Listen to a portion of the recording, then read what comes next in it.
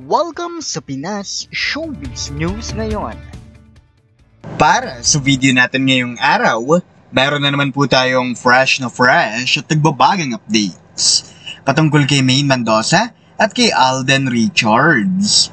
Kung tunay mong mahal si Maine Mendoza at Alden Richards at ngayon ka lang nakadalaw, di naman kaya ay naligaw sa channel na ito, please po, i-click mo na yung subscribe and bell buttons para lagi kang updated sa mga kaganapan kina Maine at kay Alden.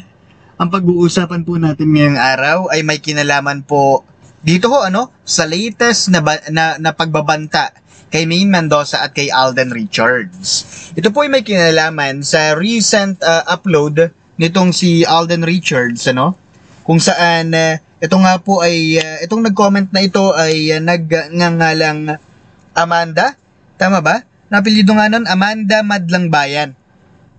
Okay, siya po ay nag-comment doon po sa picture ni Alden Richards na may nakalagay po na hindi na raw po nakontento si Alden Richards. Dito po sa ginagawang, hindi po kay Alden Richards pero doon po sa wallpaper niya mismo. Okay? May kinalaman po yan doon. Mamaya pag-uusapan po natin yan. Hindi na raw kasi nakontento si Alden dun sa singsing na ifinlex niya na ganun ka big deal sa kanila at may pagbabanta na may kinalaman din po kay Maine. Ano nga ba yung pagbabantang yan? Pag-usapan natin yan. At gaano nga ba ka big deal? Ito pong singsing ni Alden Richards na ifinlex niya noong gabi ng parangal sa MMFF 2023. Bakit ganyan sila kung makapag-react? Bakit akala mo sabihin na lang natin naging katapusan na ng mundo dahil sa mga pinaggagawa ni Alden Richards, Sabi ko naman sa inyo, lahat yan pag-uusapan natin at syempre hindi rin mawawala ito naman pong latest na mga kaganapan din naman po kay Maine at kay Alden. Sabi ko naman sa inyo, basta't may kinalaman kay Maine at kay Alden, pag-uusapan po natin yan sa ating araw-araw. At ulitin ko lang, mamaya puto ka na. Maligayang bagong taon po sa lahat. At maraming salamat. Napakaraming taon na po nating magkakasama. Okay? Napakaraming taon na po natin magkakasama rito at makakaasa kayo sa mga paparating pang napakarami pang taon. Naririto po tayo upang suportahan ang isang Maine Mendoza at Alden Richards kahit saan pa po sila dalhin ng kanilang mga karera. Kahit po sila ay hiwalay na sa showbiz career, okay? Si Alden dito ipinapatrabaho, si Maine dito ipinapatrabaho. Huwag kayong mag-alala. Sagot natin lahat ng mga kaganapan sa kanila sa isang panibago pang buong taon. At naririto nga po mga komentong napili ng aming team patungkol sa mga updates natin. Kani-kanina lang. Unahin natin ang naging komento nitong si Miss Christy Asilo. Sabi niya rito, Mr. Pinas, may tanong lang ako sa iyo. Ano bang ibig sabihin ni Alden na walang pilitan, na walang asawa sa totoong buhay? At hindi si Maine at yung singsing ipinapakita lamang sa mga ADN para hindi mawala ang fans na sumusuporta sa kanya. Bakit ayaw pa nilang umamin, Mr. Pinas?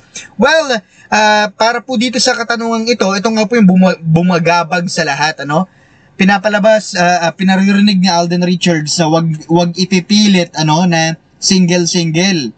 Okay? Okay lang daw na maging single pero choice daw yan pero wag daw ipipilit. It means, alam niyo na ho ibig sabihin nun. Pero bakit nga ba ganun yung kanyang mga sinasabi at ipinakita pa yung yung singsing noong MMFF gabi ng parangal.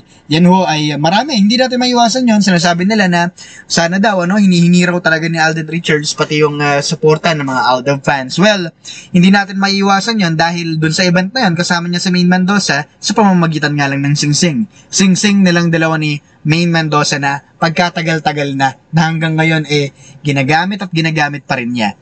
Para naman ho sa ikalawa nating komento mula naman po kay Miss Doris Latupan. Sabi niya rito, hanggat may pahiwatig ang mag-asawa sa atin, we will always be complacent.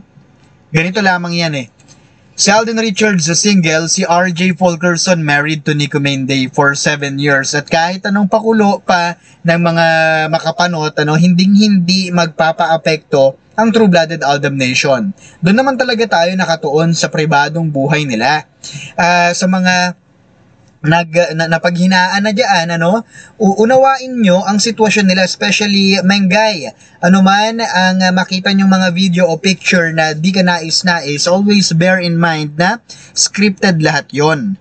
Okay? Let's all patiently wait for the right time. Darating din yan. Let's give the couple our 100% trust. They need us. Laban lang sa mga sa kampo ng Sarsuela. Thanks, Mr. Pinas. Have a prosperous New Year. I'll love you. I'll love you too, Mr. Satupan. Tama ho yun. Kung ito ho yung palabas na talagang gusto nilang ipamukha sa lahat ng tao, then go! Okay? Ang reality ay wala po sa showbiz. Ang reality ay hindi po pinakikita in public. Okay? Pagdating kung ikaw ay under pa rin ng show business. Okay? At narito naman po ang ating ikatlo, ika-4, ika-5, ika-6, at ika-7, ika-8 na komento. Sabi ni Miss Emilia Isanan, ano ba Alden, 2024 na, pabago-bagong statement mo, bahala ka sa buhay mo, ay nako, naiinis ako sa iyo, wala kang paninindigan sa sarili mo. Nakakawalang gana naman, mahal mo ang sarili mo. Mr. Pinas, Happy New Year to you and to your Lola Granny mo, no? And to Aldab Nation, Happy New Year, God bless. And God bless you po. Naintindihan ho namin ang iyong frustration, At sabi naman ni Miss Amelia Bugarin, sabi niya rito, still Maine and Alden forever. The happy couple together with their cutie kids already. God bless you all, happy Fulkerson family. Sabi naman ni Miss Teresita Cruz, thanks sa update Mr. Pinas and Happy New Year. Sabi naman ni Miss Luningning Salansang, may magulang at kapatid si Maine na sinusunod. O nga naman, magulang at kapatid ni Mengay ang nagmamando. At maraming salamat po, Lourdes Gabrilios, lahat-lahat po sa inyo lahat. Maraming salamat po sa isang buong taon po na pagsuporta ulit. Not just to us, okay? Hindi kay Mr. Pinas, kundi kay Maine Mendoza at kay Alden Richards, okay? Wag po kayo mag-alala. At kung kayo po ay natatakot or sabihin na po nating may agam-agam sa ating isipan na baka one day wala na tayo dito, hindi po mangyayari 'yon. Okay, hindi yun mangyayari. Kahit nga si Maine at Alden ay pilit po nilang paghiwalayin. Okay? Nandito tayo para suportahan si Alden. Nandito tayo para suportahan si Maine Mendoza. Kahit saan po nila dalhin yung dalawang yan. At ngayon, pag-usapan natin itong si Amanda Madlang Bayan. Sabi niya rito sa kanyang komento, ito po i-comment niya sa Instagram. Okay? Na-i-report na po ito agad. Ang sabi niya rito, mabuti naman tinago mo ang wallpaper ng phone mo. Di ka na natuto, pati singsing pinakita mo pa. Subukan mo pa ha. Yun yung sabi niya, subukan mo pa ha.